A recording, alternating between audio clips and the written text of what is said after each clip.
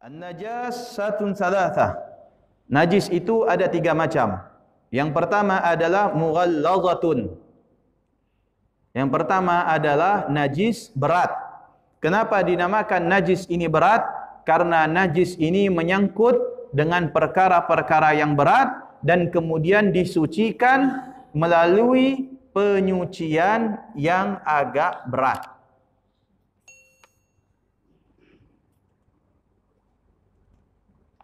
Yang kedua adalah mukhaffafatun, najis ringan. Kenapa najis ini ringan? Adalah najis yang berkaitan dengan sesuatu yang masih dianggap hukumnya ringan. Wa mutawwisatun,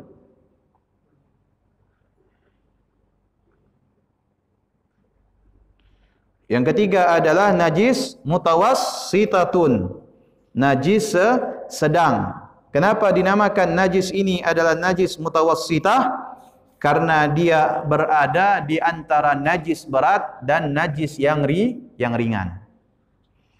Yang pertama, mughallazah. Perhatikan agar kita tahu semua jenis najis. Ya. Yang pertama adalah mughallazah. Mughallazah adalah najis yang tergolong berat. Dan najis ini adalah najis yang paling berat.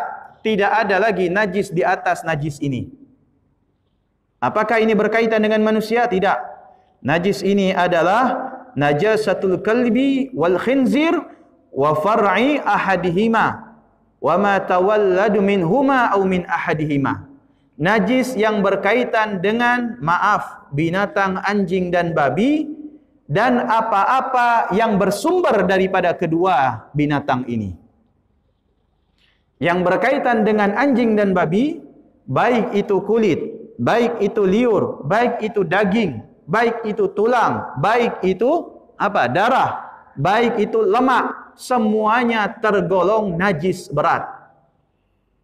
Jadi tidak ada pengecualian. Kalau daging berat najisnya, tapi kalau lemak tidak. Ya, sama saja.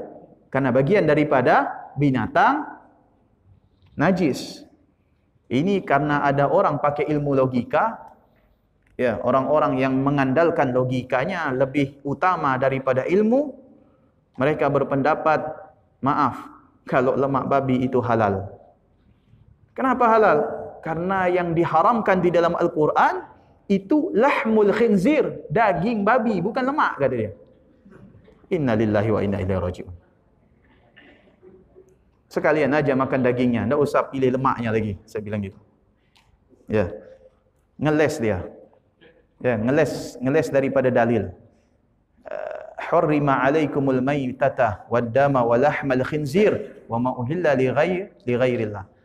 Diharamkan bagi kalian darah dan bangkai, dan termasuk di dalamnya adalah daging babi.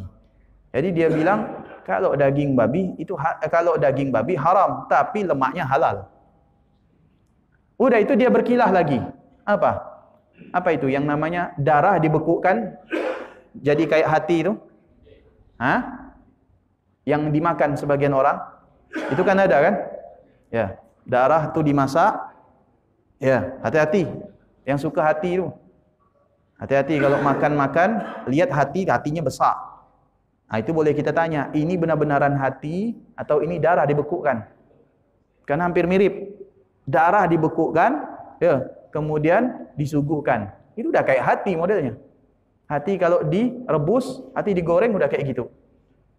Sebagian orang-orang itu mengatakan ini halal. Kenapa? Karena dari najis berubah menjadi sesuatu yang bisa dimakan. Innalillahi wa inna ilaihi raji'un. Tetap haram. Najis itu. Jelas? Jadi kalau ada binatang, daging, anjing atau babi, atau yang bersumber dari kedua binatang ini, maka hukumnya haram. Jelas? Contoh. Perkawinan antara anjing betina dengan anjing jantan, tetapi menghasilkan anak seorang misalkan domba, seekor domba.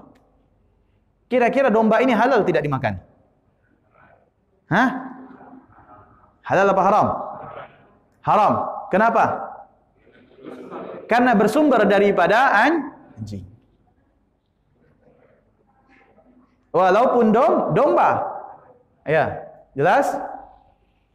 Misalkan ada anjing ya, kawin dengan kambing, melahirkan kambing. Halal atau haram? Yang bilang halal siapa? Hukumnya haram karena masih bersumber daripada. Kalau misalkan ada anak kambing nyusu kepada seekor anjing betina sampai dia kenyang, kata dia. Bagaimana hukum kambingnya? Tidak haram, halal. Karena hanya itu sebatas susuan. Dan ingat, sekalipun maaf, anjing itu punya susu, babi itu punya susu, tetap itu dihukumi najis mughalladhah. Najis yang berat. Kenapa? Karena berasal daripada anjing dan babi. Semua yang berasal dari kedua binatang ini dinamakan najisnya adalah najis berat. Jelas? Jelas? Yang kedua, ya.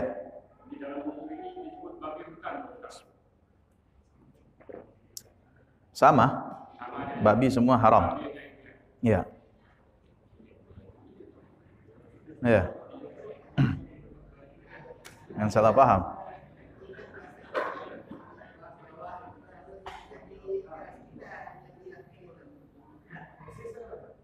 Apa? Ya.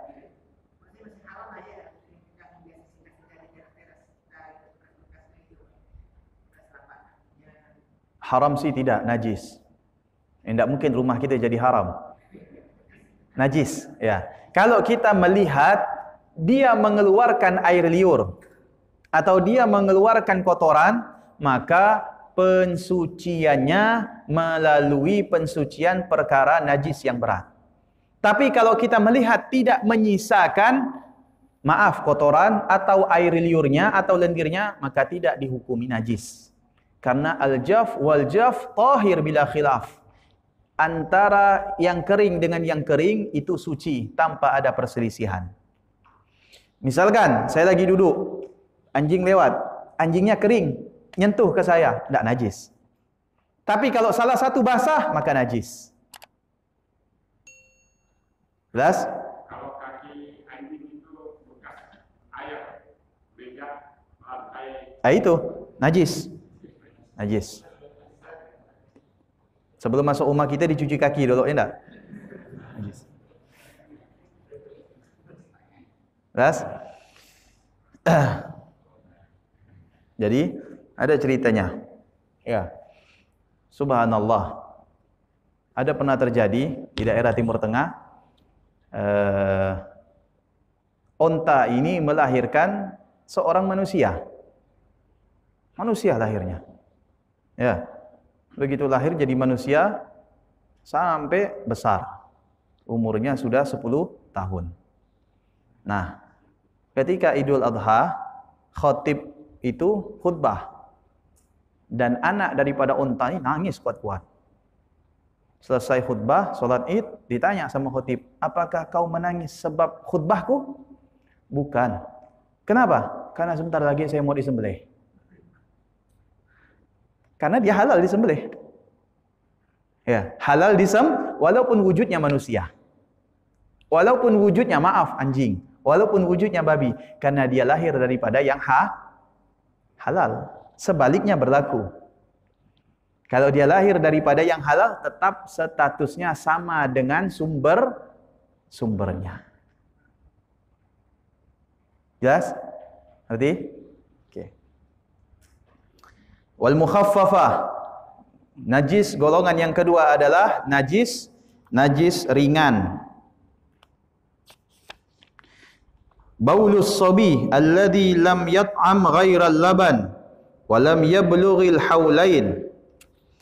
Yang dimaksud dengan najis yang ringan ini adalah air kencingnya anak kecil yang dia itu belum mengkonsumsi sesuatu kecuali air susu. Dan umurnya belum mencapai 2 Maka ini disebut dengan najis ringan, najis yang paling ringan. Apabila anak bayi, balita yang belum mengkonsumsi selain ASI, atau katakan tidak mengkonsumsi ASI ibunya tapi tetap minum susu, belum bisa masuk nasi, belum bisa masuk bubur, belum bisa masuk serelak, ya, cuman dia mengkonsumsi yang namanya susu dan usianya tidak lebih daripada 2 tahun, maka dia dihukumi najisnya adalah najis yang paling ringan. Najisnya ringan, ya, mukhaffafah. Jelas? Kemudian mutawassitah sairin najasat. Ada najis sedang, yaitu selain daripada najis yang kita sebutkan di atas. Najis sedang itu bisa kotoran orang dewasa, kotoran anak-anak, kotoran binatang, dan lain sebagainya.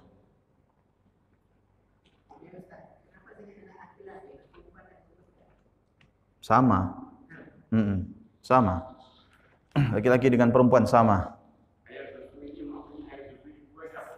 Air susu di luar ibunya boleh, yang penting dia mengkonsumsi susu, tidak lain daripada susu.